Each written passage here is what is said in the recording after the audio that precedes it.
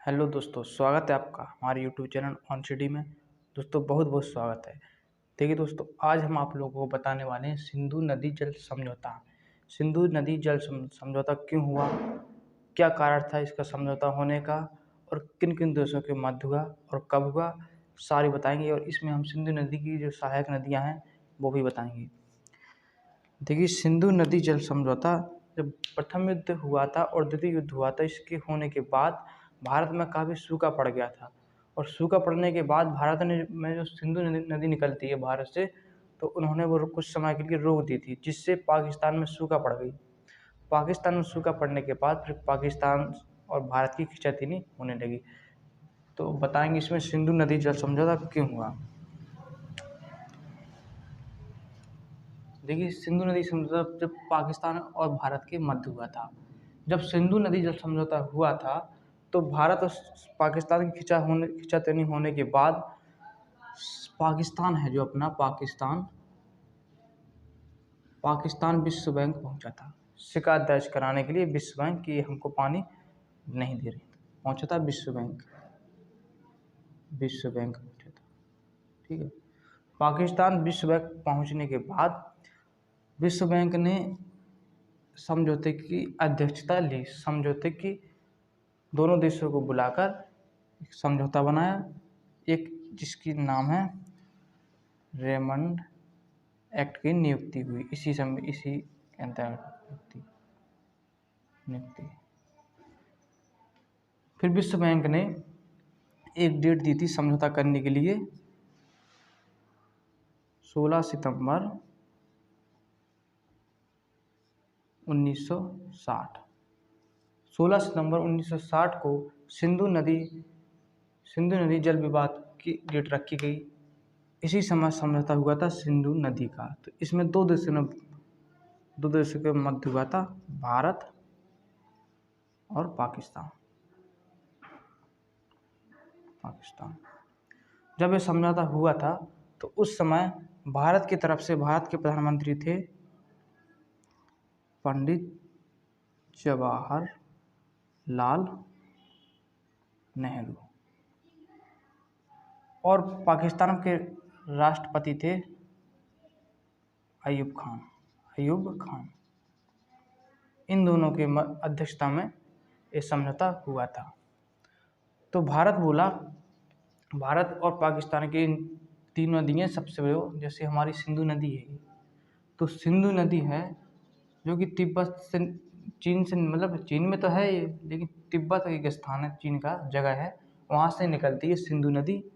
वहाँ से निकलती है और यहाँ अरब सागर में गिर जाती है। अगर आपसे पूछे कि सिंधु नदी कौन सी झील से निकलती है, तो वो है मानसरोवर झील से निकलती है सिंधु नदी। और जगह पूछे तो तिब्बत से। यहीं पर है अपना कैलाश पर्वत। अगर पूछे कि किस पर्वत से निकलती है, तो यह है अपना कैलाश पर्वत। ठीक है, तो अपनी ये निकल रही सिंधु नदी।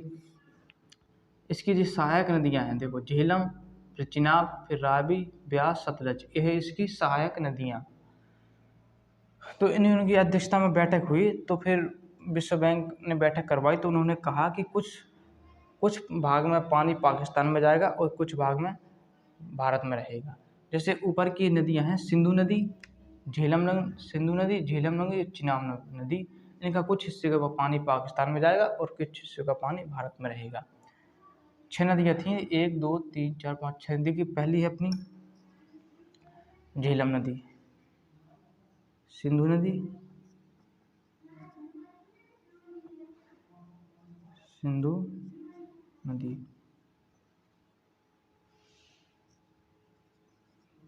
दूसरी है झेलम नदी,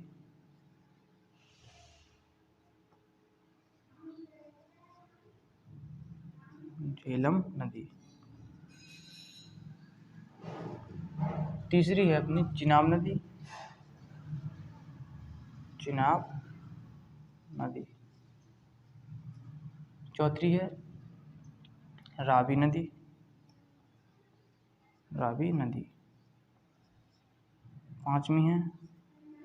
पांचवी अपनी ब्यास नदी,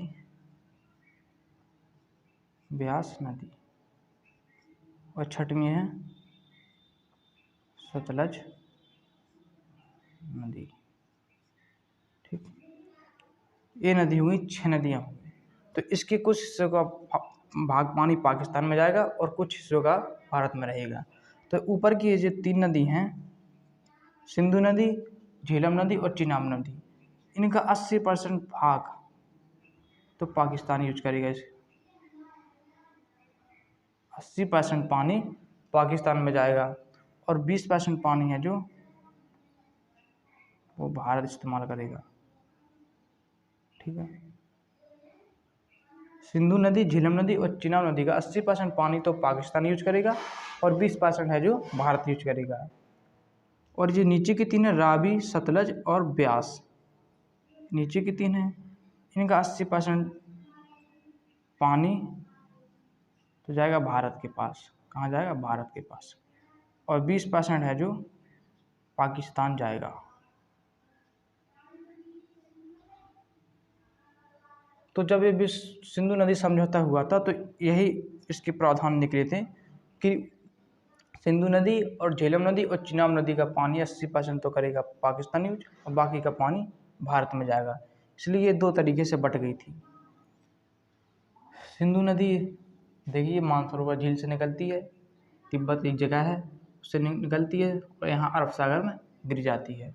और जो झेलम नदी, इनकी सहायक नदियाँ हैं जैसे झेलम, चिनाब, रावी, ब्यास और सतलज, ये इनकी सहायक नदियाँ हैं। तो समझौता हुआ था तो यही 16 सितंबर 1960 को यही समझौता हुआ था कि कुछ हिस्सों का पानी पाकिस्तान यूज करेगा और कुछ हिस्सों का पानी भारत यूज करेगा। तो आप लोगों को उम्मीद है समझ में आ गया होगा कि हमारी कौन कौन सी नदियाँ कहाँ से निकलती हैं। जैसे हमने बता दिया है कि चीन की एक जगह है तिब्बत से सिंधु नदी निकलती है जो कि सबसे बड़ी नदी है।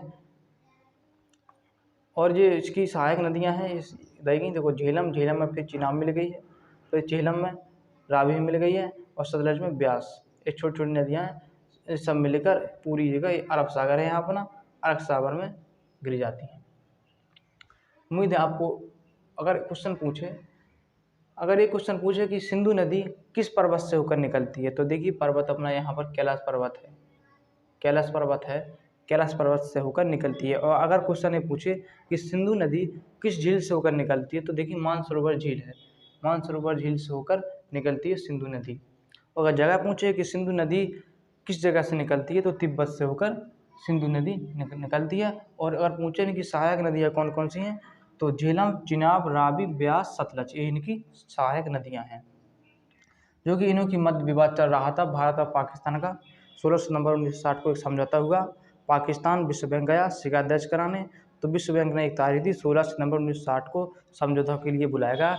उस समय भारत के प्रधानमंत्री जवाहरलाल नेहरू और भारत के राष्ट्रपति वो थे अयूब खान, इन दोनों की अध्यक्षता में ये बैठक हुई, जिससे इसके प्रावधान ये निकले कि सिंधु नदी का और झेलम और चिनाब ऊपर की ये 3 नदियाँ हैं, पूर्वी नदियों का पानी 80% करेगा पाकिस्तान यूज और 20% करेगा भारत। और नीचे की ये है रावी, ब्यास, सतलज का 80% पानी भारत करेगा यूज और 20% करेगा पाकिस्तान। तो यही सब होता है विश्व बैंक इस्तेमाल। उम्मीद है दोस्तों आपको वीडियो अच्छा लगा होगा। अगर अच्छा लगा है तो आप हमारे चैनल को सब्सक्राइब कीजिए और बेल आइकन दबा दीजिए, इसमें सारी कन्फ्यूजन आपको दूर हो गई है। और अगर वीडियो अच्छा लगा तो अपने दोस्तों में शेयर कीजिएगा। तो हमने आपको सिंधु नदी जल समझौता के बारे में सब कुछ बता दिया इस वीडियो में। चलिए मिलते हैं दोस्तों अगले वीडियो में, एक अच्छा इंटरेस्टिंग टॉपिक लाएंगे। तब तक के लिए धन्यवाद।